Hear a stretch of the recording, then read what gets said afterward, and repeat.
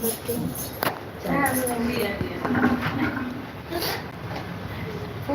दिक्कत नहीं है। अरे आ जाएंगे, वो भी आ जाए। दो लाख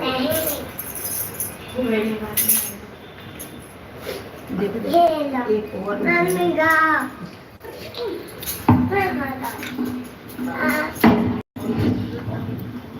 ठीक है। देखो अब वहाँ से देखो, यहाँ से उल्टा पड़ रहा है।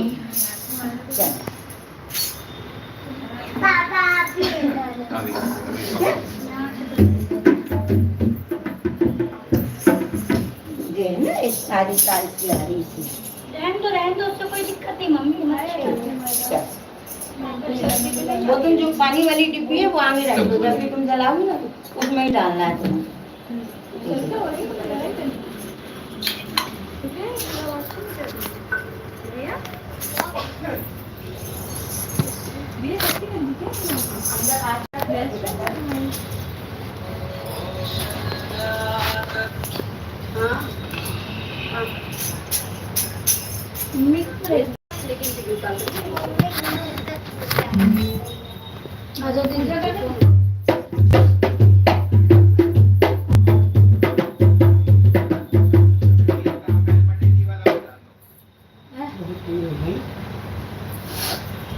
धोरा रख लो ना,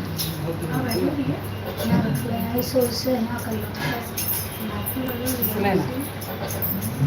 इसके पास कर लो, उसे इस तरह लो ना, पहले उसे नीचे रख दिया। सपोर्ट नहीं है, सपोर्ट नहीं है, उसको सपोर्ट तो भी लग जाएगी।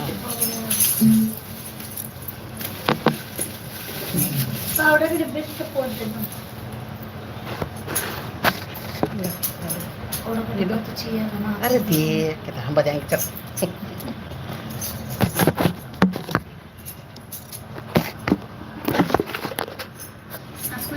अब सही है, स्टैंड है, पर वही अभी दोबारा बुलाऊंगी तो चिल्लाएगा।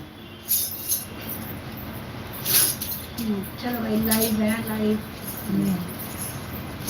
तीज के उपलक्ष्य में आप तुम गाओ, हम बताएंगे, तुम खींचने जाएंगे। हाँ ये वो बॉक्स नहीं ठीक है, ये एक्सरसाइज गलती हो गया ना जी। मुंह पोंछना उसका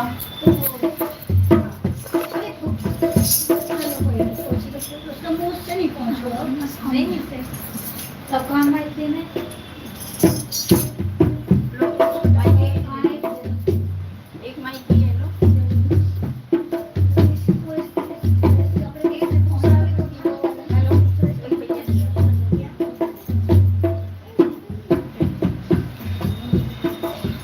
हेलो हेलो, बंद नहीं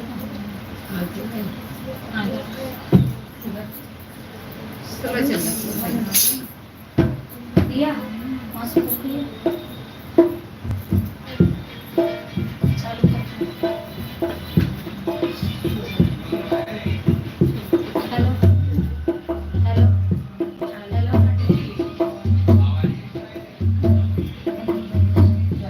hello hello.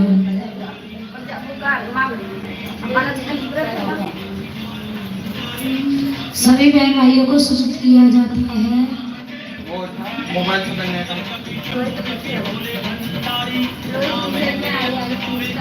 Hello hello hello,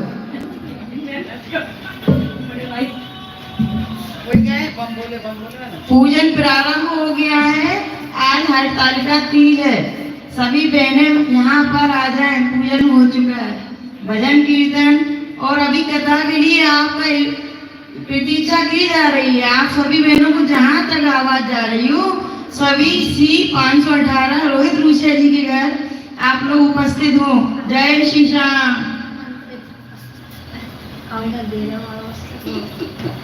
चलो बजाओ, चल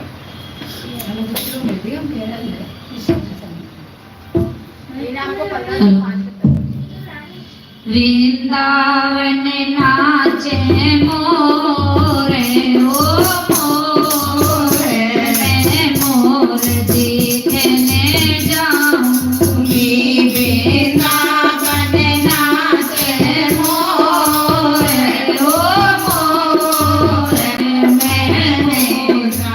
देखने जाऊंगी मेरी बिटिया पे लिखे दो राम राम मेरी बिटिया पे लिखे दो राम राम मेरी माला पे लिखे दो राधे श्याम मेरी माला पे लिखे दो राधे श्याम मैं तो मोर देखने जाऊंगी वृंदावन जय मोर ओ मोर मैं मोर देखने जाऊंगी वृंदावन नाचे मोर ओ मोर मैं मोर देखने जाऊंगी मेरी चूड़ी पे लिखे दो राम राम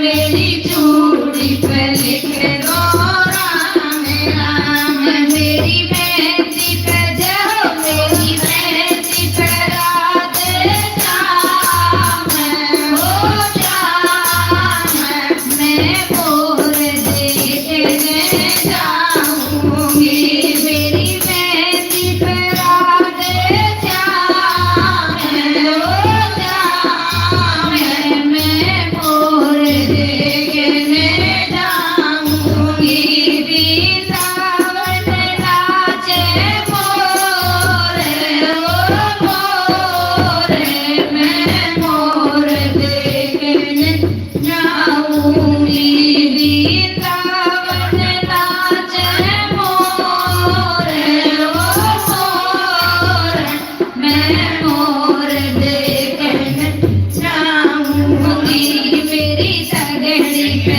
लिखे दो राम राम मेरी तगड़ी पे लिखे दो राम राम मेरी पायल पे जाओ मेरी पायल पे राधे श्याम हो श्याम मैं मोर देखने जाऊंगी मेरी पायल पे अदे श्याम हो श्याम मैं मोर देखने जाऊंगी वृंदावन नाचे मोर ओ मोर मैं मोर देखने आऊंगी मेरी साड़ी पे लिखे दो राम राम मेरी साड़ी पे लिखे दो राम राम मेरी चूड़ी पे जाओ मेरी चूड़ी पे राधे श्याम हो श्याम मैं मोर देखने जाऊंगी मेरी साड़ी पे राधे श्याम हो श्याम मैं मोर देखने जाऊंगी वृंदावन नाचे मोर ओ मोर मैं मोर देखने जाऊंगी और कृष्ण लाल की और राधा रानी सरकार की और गणपति महाराज की जय मम्मा को प्रसाद लेके आना है तू घर पर रखना पूरी का बंदा नहीं रखा वो रखा हाँ बोलो का कौन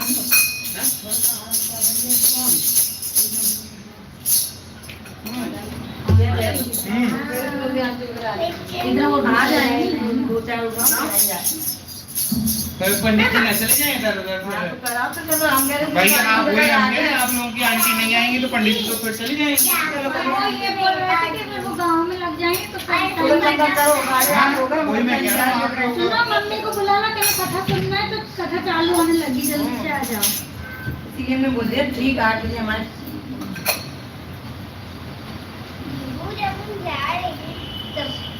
अरे 9 पौने 8:30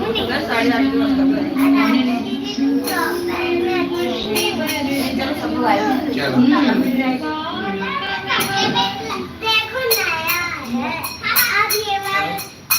पंडित जी शुरू करो, कथा शुरू करो। आप कथा चालू करें? हाँ शुरू करो।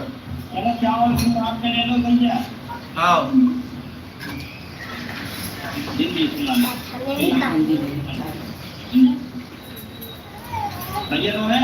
हाँ हाँ चावल फूल ले लो मम्मी का। मेरी मम्मी ने इसको दिया था। हाँ हाँ सबने ले लिया, आप शुरू करो कथा। मेरी मम्मी।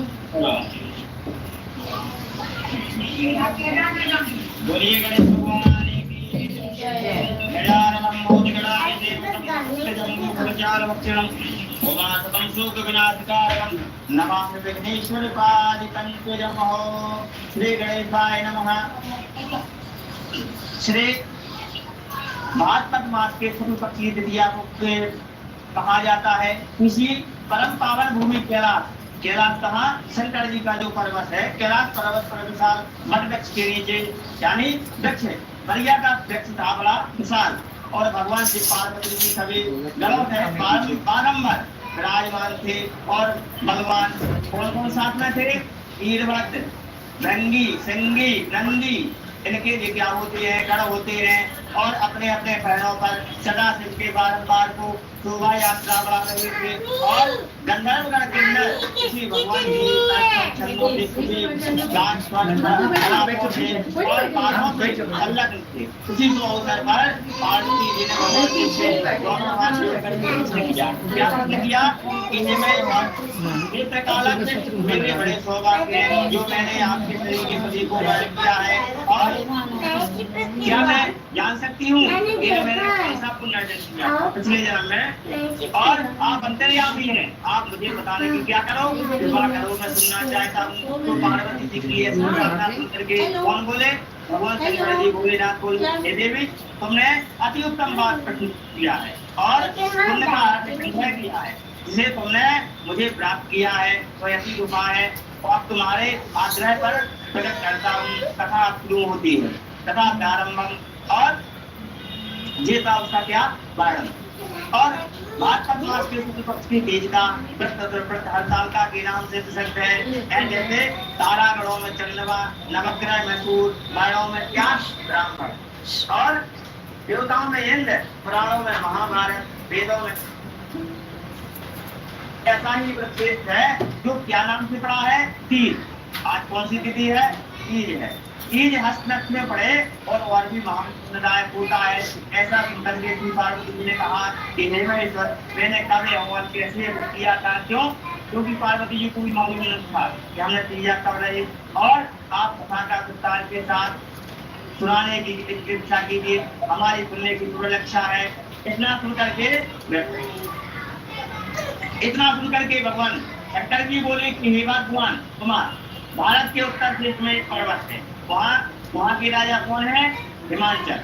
वहाँ तुम रानी मैना से उत्पन्न हुई थी और तुमने बालकाल से मेरी आराधना आरंभ कर दिया था। कुछ उम्र बढ़ने पर तुमने हिमालय की दुर्गम गुफाओं में जाकर के मुझे पानी हेतु तप किया, और तुमने ग्रीष्म काल में उस पहाड़ की चट्टानों पर आसन लगा करके तप किया, वर्षा काल में बाहर पानी में तप किया, शीत काल में पानी में खड़े होकर के मेरे ज्ञान में संलग्न नहीं। इस प्रकार 6 कालों में भी तपस्या करके जब मेरे दर्शन ना मिले, इतनी ही कठिन तपस्या करने के बाद भी शंकर जी ने दर्शन नहीं दिए पार्वती जी।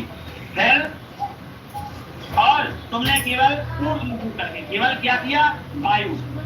केवल वायु हवा का सेवन किया। फिर वृक्षों के सूखे पत्ते खा करके इस शरीर को क्या किया? बिल्कुल केवल हड्डी बची, और सूखे पत्ते खा करके शरीर को छेड़ किया। ऐसी तपस्या में लीन देख करके महाराज हिमाचल को अति चिंता होने लगी, और तुम्हारे भाई क्या कहने लगे? चिंता कहने लगे। इसी को अवसर पर कौन सी आ गए? महर्षि नारद जी आ गए। क्यों?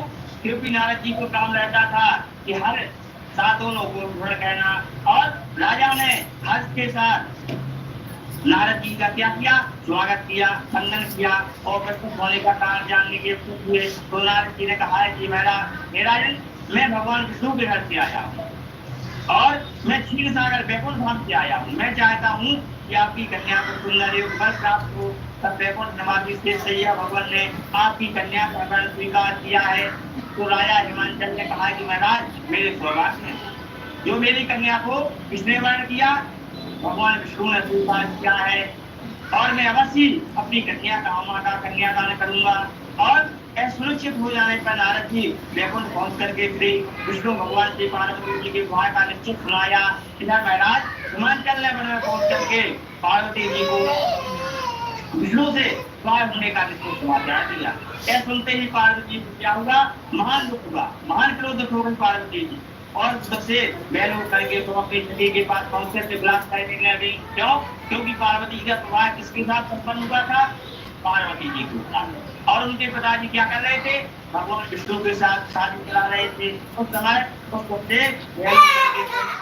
और विलाप करके रोने लगे और विलाप करके सभी बोले कि तुम्हारी इच्छा जान करके कहा कि देवी मैं तुम्हें ऐसी गुफा में ले चलूंगी जहाँ पर तुम्हारे महाराज कदापि न ढूंढ पाएंगे हिमाचल। ऐसा कहकर के उसने उमा सहेली के शहर हिमालय की गहन गुफा में क्या हो गई, भीड़ हो गई, यंत्र हो गई, किसी को नहीं दिखी और